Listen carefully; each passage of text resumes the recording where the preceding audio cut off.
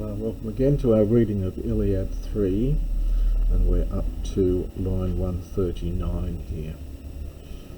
So, hos epesa thea, glukon himeron embele thumo. And thus speaking, the goddess, this is the goddess Iris, cast sweet desire to her soul. This, of course, is referring to Helen, a sweet desire for, so we get genitives after the himeron. So thus speaking, the goddess cast sweet desire in her soul for her andros proteru, her previous husband, kai asteos, genitive from astus, and her city, ede tokeon, and her parents. Autica, and forthwith, immediately, kalupsamene, this is the middle participle from kalupta, having covered, so having covered herself in argenesi, well, this is in bright or shimmering or shining, white, perhaps, probably white is good here, in white othenesi, linen clothes, linen cloaks or robes perhaps. So immediately having covered herself with white linen robes, hormat, from hormao, and this is the imperfect, there'll be an omicron missing here, she began to go from her bedroom, thalamoia, genitive. The kata is a preverb with keo, so pouring down, teren dakru, generally translated as soft or gentle tear. Teren generally means smooth actually, but it's often translated here tender, something like this. So pouring down a tender tear. Uk oye, not alone. Women never go alone in Homer anywhere.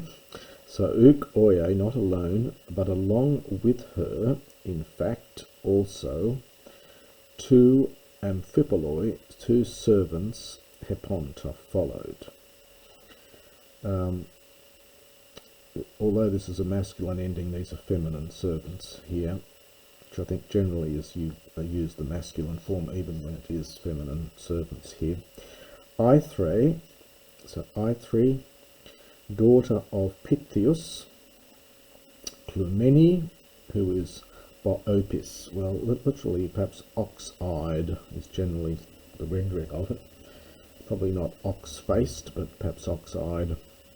This is often the epithet used for, is used as wife hera, but it is used of human beings a couple of times, and this is one of them. So Clemene, ox-eyed. Probably ox-eyed in the sense of the eyes not being close together, the eyes are apart, are wider apart, which is seen as a sign of beauty.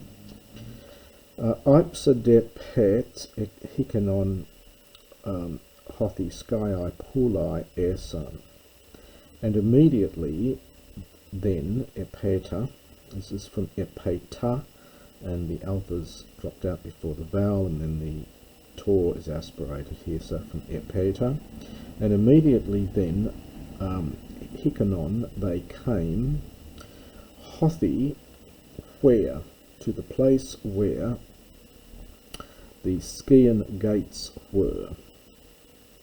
Skaian gates are mentioned several times in Homer. Generally, they're not happy places.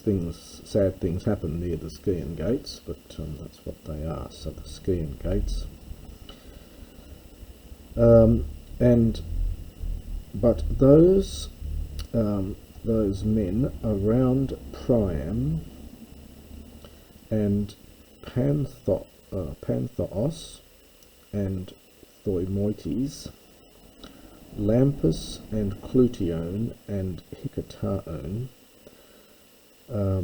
lots of text here joining these together, Osdon Areos. Now Osdon, it literally means root of Ares, and some have taken this to mean scion of Ares, descended from Ares. I think more modern commentators think of this more perhaps as a servant, translate this as a servant of Ares, sort of like a right-hand man, a support, because the root gives support to the tree, and so this, I think the idea is that this Osdon here really means a servant of Ares.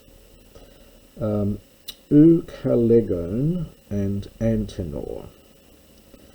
And we get a dual here, amphopepneumeno. This is an interesting epithet here. Etymologically, it must be some sort of perfect participle form from pneo, despite the upsilon, to do with breathing or inspired. It's generally translated as thoughtful or intelligent. It's interesting, it's used as the epithet constantly of Telemachus, the son of Odysseus in the Odyssey. He's always pepnumenos. So both of them intelligent, thoughtful. Hainto, this again is hainto. It's that alpha there, which is really a sonant in, so it's heato for hanto. It's actually third person plural. It's not. It looks singular, but it's actually the third person plural. So the Demagorontes, these are the elders of the people, were sitting at the Skaian gates. And this really gets in some sense goes with the hoi back here. So they, who were around Priam, etc., etc., these leaders of the people, or the old men of the people, were sitting at the Skaian gates. Gerai, notice the little diaeresis there. It's probably it's a dative of some sort from word for old age. So by old age, in fact, pepau menoi, from powwow, having ceased. Powwow active is to check somebody else, and in the middle here it's having checked yourself and hence ceased. So having ceased from war because of old age, but they were esthloi agoretai, they were speakers, excellent ones. And a little bit of enjambment here.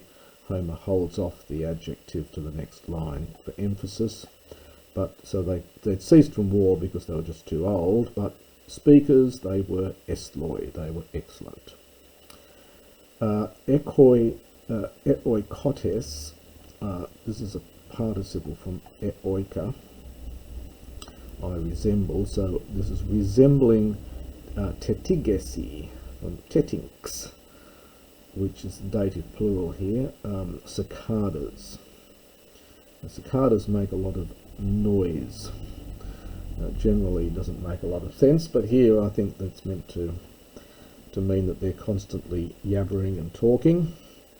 And he extends the metaphor, so like to cicadas, who, and we get this nomic te, generalizing te, who F has dominoi, sitting in the forest on a tree.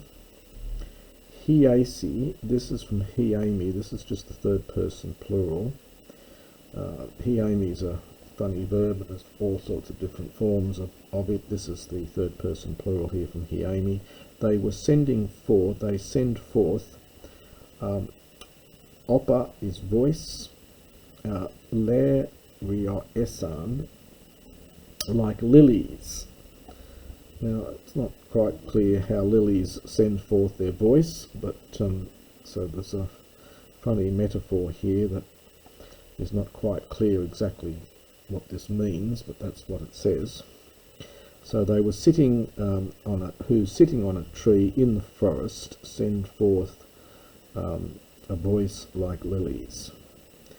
It may be just a transfer of metaphor here, that lilies are very smooth and it may be that their voices are very smooth. So that's about the best one can say, I think, about that metaphor there.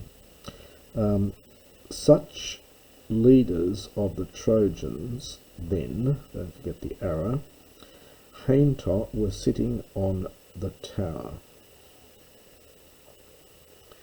And we'll finish at that point.